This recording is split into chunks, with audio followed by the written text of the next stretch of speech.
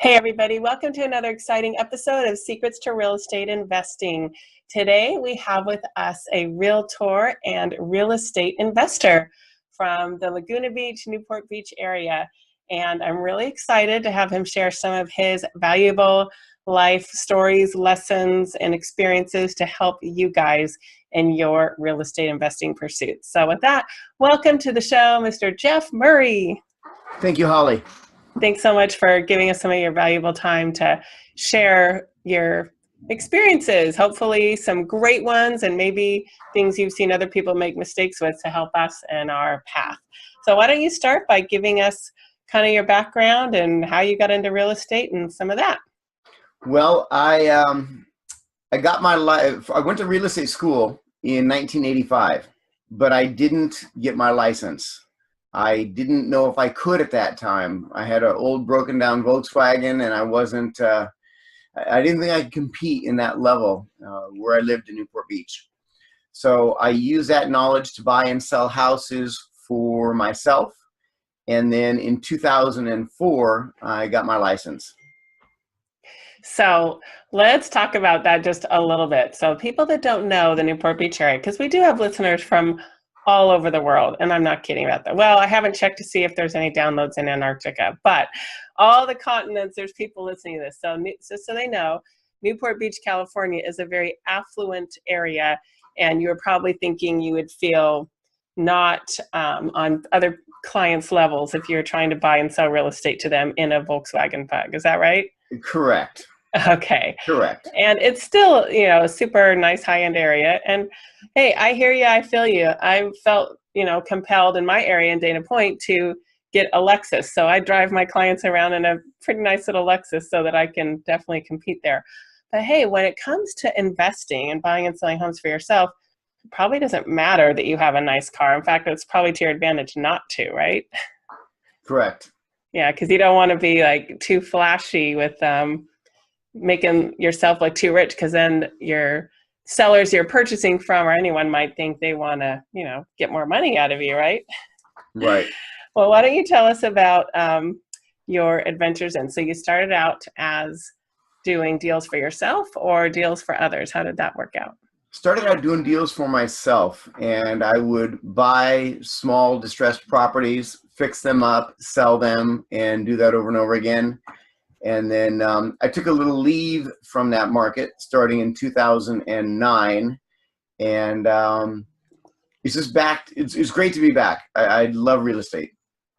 Good. And now all I'm doing is representing others that want to invest in property, especially development property.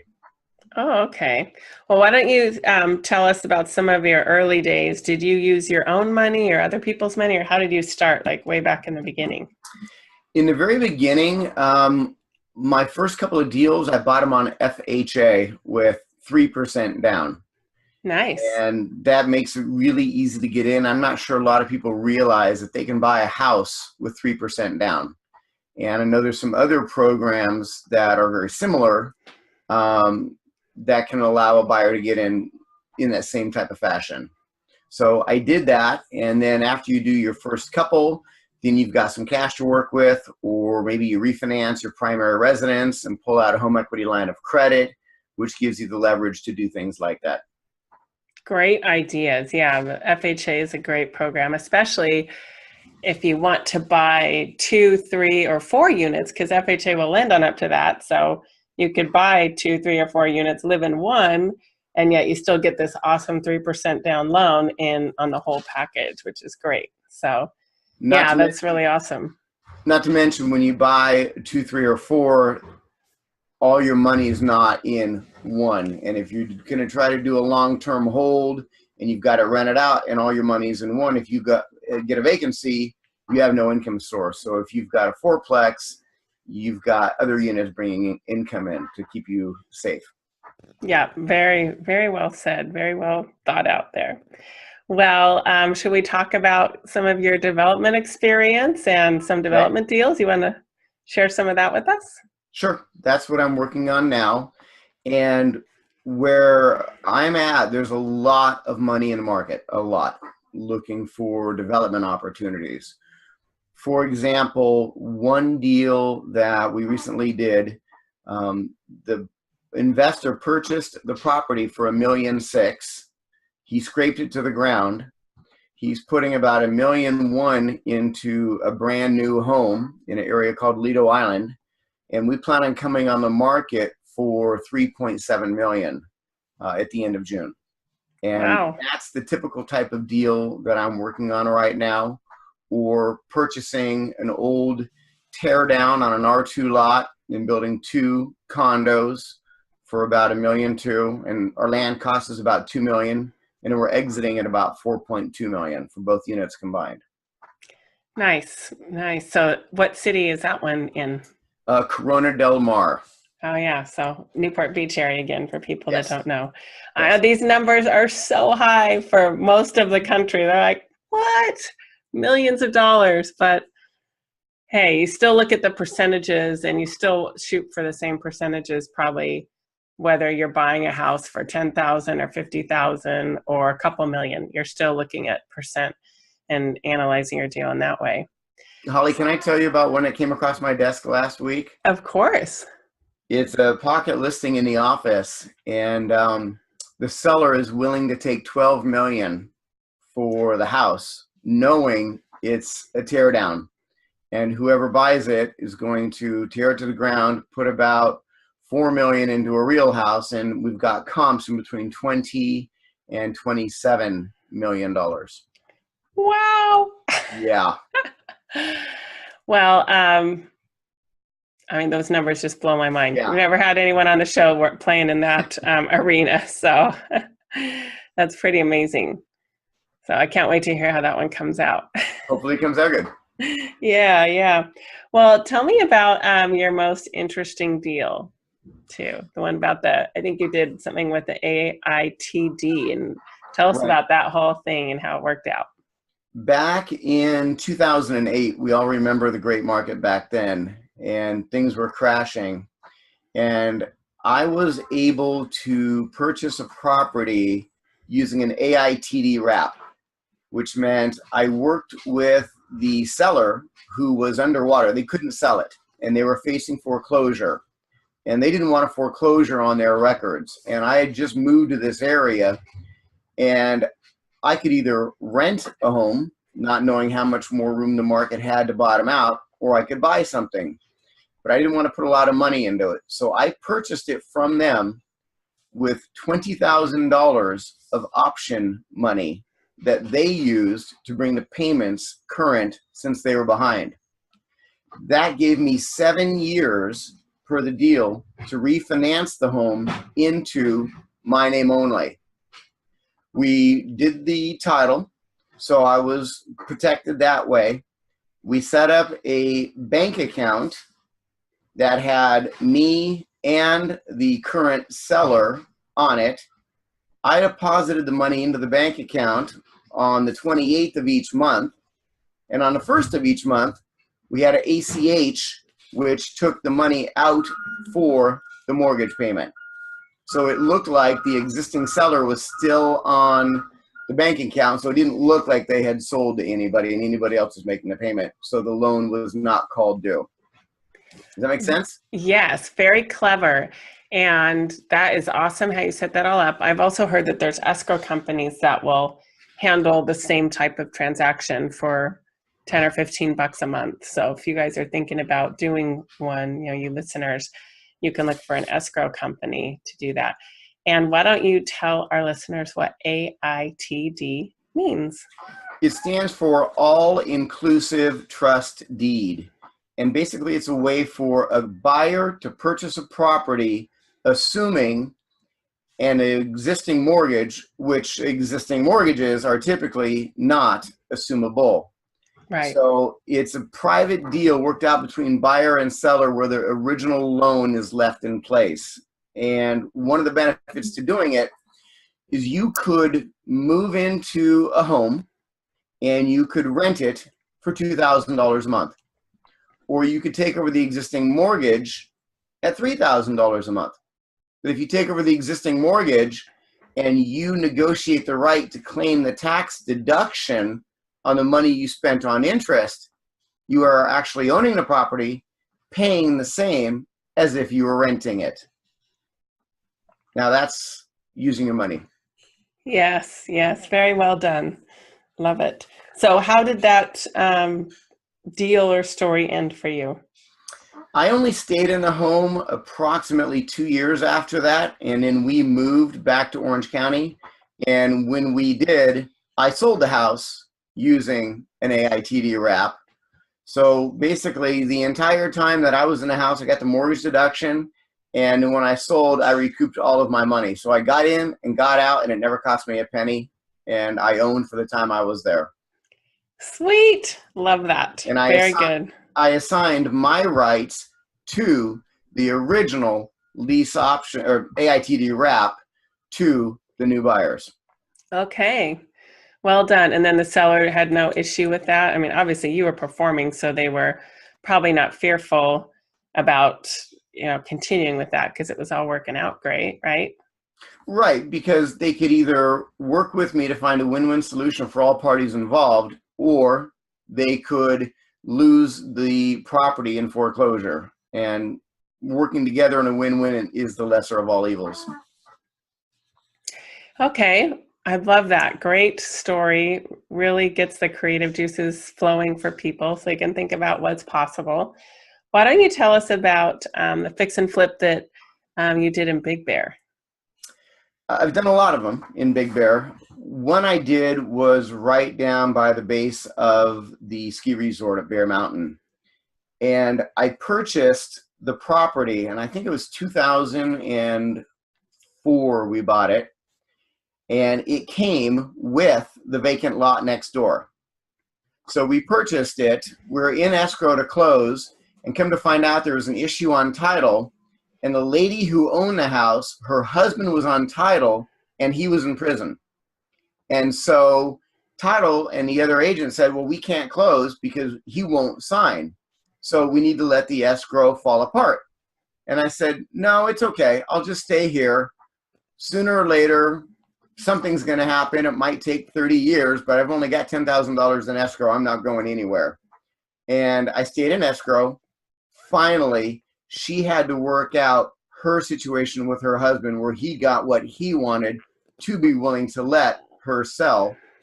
I closed escrow on it. We had this vacation home. It was great. We remodeled it. Then when it came time to sell it, I sold the primary home that we were in, made enough money to recoup all our costs and cut profit, and I got to keep the vacant lot next door for free. Awesome.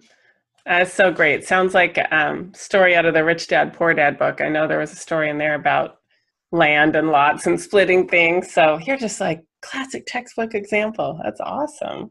Well, if you ever get an opportunity to look at a deal where there's an additional APNs involved, look at it. You never know if the person selling doesn't realize the value of what they have. That's awesome. And it's interesting you say that because it didn't really have value to them. They're like, well, I don't really have a use for that. I don't know what that is. I don't care. Just take it off my hands. I don't want to pay the property tax. There's plenty of people that may not see, appreciate, or even value land like maybe you would, or my husband, the land lover would. So yeah. So that's really interesting.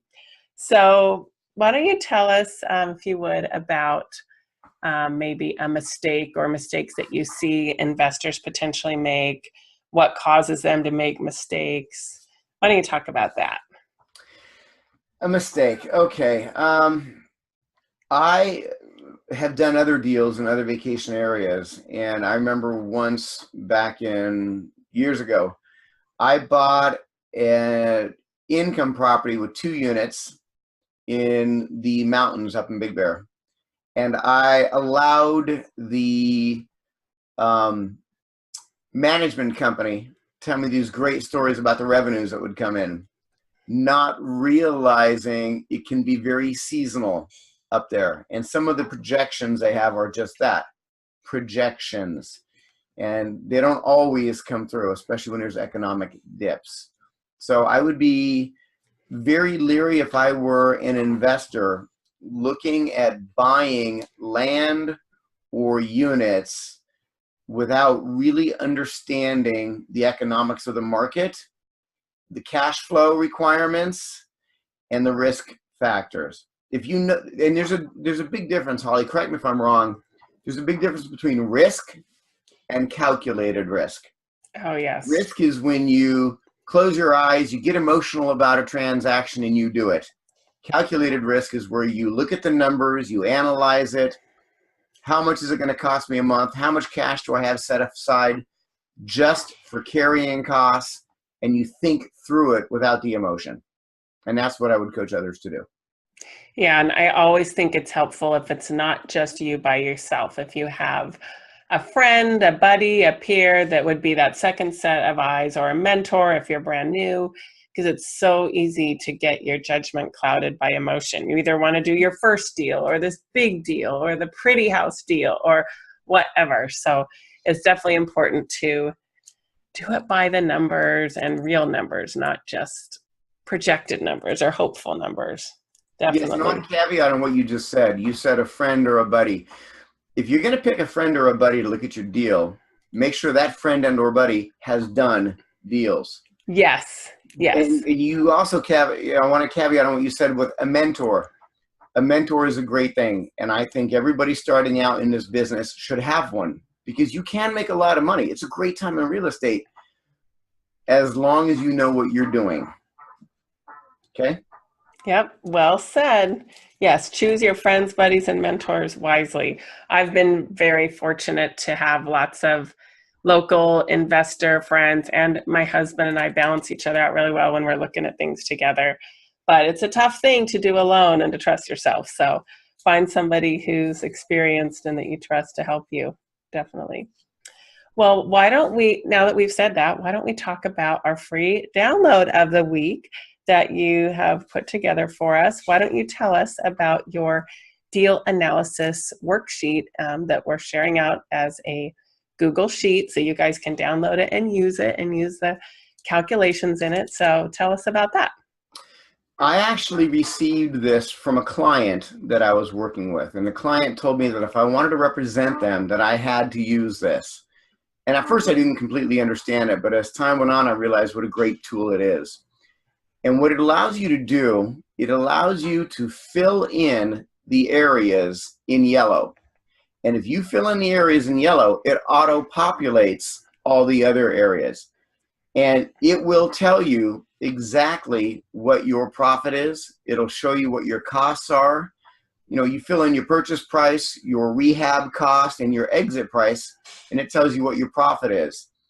If you are doing a deal in 1 year, and it's going to take you 1 year to buy, fix, and sell, and you're making 20% profit, then you're going to look at it and say, wow, I'm making 20% profit.